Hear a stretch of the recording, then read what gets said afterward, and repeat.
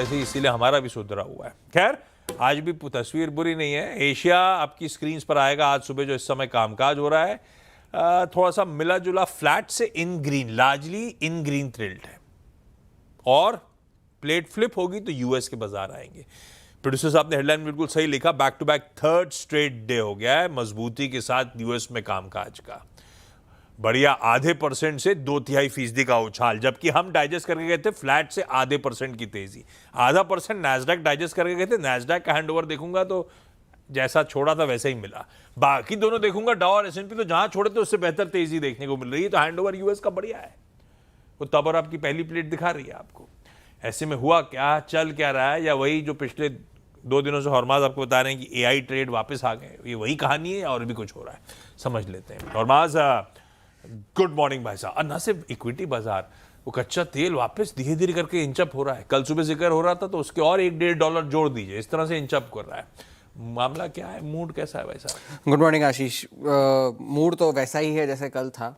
वापस वही एआई से रिलेटेड सारे जो शेयर है उन सभी में खरीदारी थी, और कोई ऐसा डायरेक्शनल डिसाइसिव ट्रिगर आज के सिवाय अब बाकी के साल, पूरे साल बचे हुए में है नहीं बाजार के लिए। तो अब वो सैंटा रैली जैसे चल रही है वैसे चलती जा रही है। माइक्रॉन के शेयरों में कल भी खरीदारी थी, और वो 3 दिनों की जो खरीदारी चली जा रही है वो वैसे ही है। और लगभग 500 अंक डाउ चढ़ चुका है इन 3 सत्रों में। अब 500 अंक दूर है अपने रिकॉर्ड हाई से भी। S&P 500 भी 150 अंक चढ़ा है, नैस्डैक 750 अंक चढ़ा है। तो पोजीशनिंग इस वक्त इस तरह से हो गई है बाजार की कि फंड मैनेजर्स जो है अब रिकॉर्ड लो कैश लेवल्स पर बैठे हैं।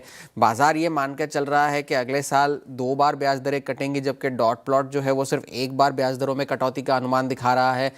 14% अर्निंग्स ग्रोथ के अनुमान है S&P 500 के अगले साल के, ये बाजार प्राइस इन करके चल रहा है। तो काफ़ी सारे पॉजिटिव्स बाजार ऑलरेडी प्राइस इन करके चल रहा है। तो डिसअपॉइंटमेंट की गुंजाइश जो है वो अब बहुत कम बाकी रह गई है। और 2026 के लिए भी एनालिस्ट्स यही कह रहे हैं कि भले ही बाजार अगले साल थोड़े बहुत ऊपर चले, लेकिन वॉलेटिलिटी के साथ चलेंगे, उतार चढ़ाव बने रहेंगे, और उस वजह से निवेश के मौके सोच समझ के लेने चाहिए। लेकिन गोल्डमैन सैक्स ये कह रहा है कि बाजार अभी भी यूएस की अर्थव्यवस्था की जो स्ट्रेंथ है उसे पूरी तरह से फैक्टर इन करके नहीं चल रहा, और अगले साल अगर सिक्लिकल रैली आई तो स्मॉल कैप शेयर ज़्यादा अच्छा करेंगे, ये गोल्डमैन सैक्स ने अनुमान लगाया है। फेड के जो गवर्नर है स्टीफन मिरन, जिनको डोनाल्ड ट्रंप ने चुना था, कल उन्होंने ब्लूमबर्ग को दिए हुए अपने एक इंटरव्यू में ये कह दिया कि अगर ब्याज दरों में कटौती जारी नहीं रही अगले साल तो यूएस में रिसेशन यानी मंदी का खतरा हो सकता है। और ये अनिवार्य है फेड के लिए कि वो ब्याज दरों में कटौती करते रहे, क्योंकि बेरोजगारी की दर जो है वो अब अनुमान से ऊपर जा चुकी है। हालांकि उन्होंने ये भी कहा कि वो कोई नियर टर्म डाउनटर्न एक्सपेक्ट नहीं करते।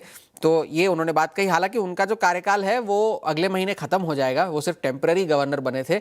और पिछली 3 पॉलिसीज में जब फेड ने 25-25 बेसिस पॉइंट्स ब्याज दरों में कटौती की है, वो इकलौते ऐसे डिसेंडेंट थे जिन्होंने 50 बेसिस पॉइंट्स की सिफारिश की थी तीनों पॉलिसीज में। अब डॉलर जो है 98 पर अभी भी बना हुआ है, लेकिन सोने की कीमतें रिकॉर्ड हाइस पर है, चांदी रिकॉर्ड हाई पर है। इनफैक्ट चांदी तो $70 के नजदीक आ चुका है। तेल की कीमतों में बढ़ोतरी के 2 कारण हैं। पहला तो ये कि यूएस और वेनेजुएला में जो टेंशन चल रहा है, यूएस ने जो शिप्स जब्त की है उस पर तो डोनाल्ड ट्रंप ने ये कह दिया कि उसमें से तो तेल है या तो वो हम रख लेंगे या तो वो बेच डालेंगे, या तो या 2 चीज़ें कही उन्होंने। और दूसरी बात ये कि अभी भी रूस और यूक्रेन के बीच में कोई बड़ा ब्रेक थ्रू नहीं आया है। यूक्रेन ने कल एक ड्रोन हमले में यूएस के एक तेल की शिप पर भी हमला किया मेडिटेरेनियन सी में, तो उस वजह से थोड़े से सप्लाई कंसर्न्स है। इसलिए $62 के आसपास ब्रेंट है और $58 के ऊपर WTI, जो कि 2021 के अपने लोस से रिबाउंड करता जा रहा है। आज का सबसे बड़ा ट्रिगर जीडीपी का आंकड़ा होगा। तीसरी तिमाही के जीडीपी के आंकड़े आएंगे। 3.5 से 3.8% के अनुमान है, एवरेज 3.5% के अनुमान है। और अर्थशास्त्री मान रहे हैं कि फिलहाल ये तो थोड़ी बहुत ठीक रहेगा प्रिंट, लेकिन आगे चल के थोड़ा सा स्लो डाउन आने की उम्मीद है। उसके अलावा आज industrial production, capacity utilization, consumer confidence, तो मैक्रो डेटा के हिसाब से ये आज का आखिरी एक बड़ा दिन है यूएस के बाजारों के लिए। तो जीडीपी पर सबकी नजरें होंगी, लेकिन कोई ताज्जुब की बात नहीं होगी कि डिलेड डेटा है, तो आगे के प्रिंट पर ज्यादा बाजार का ध्यान होगा। लीजिए भाई साहब, ये है ग्लोब का मूड। कुछ बड़ा इस ईयर एंडर कुछ ज़्यादा बड़ा इवेंट है नहीं। बढ़िया एआई रिलेटेड स्टॉक्स में जो तेज़ी है वो कंटिन्यू कर रही है। मूड माहौल बढ़िया है, हैंडओवर अच्छा है, गिफ्ट निफ्टी इन ग्रीन नज़र आ रहा है।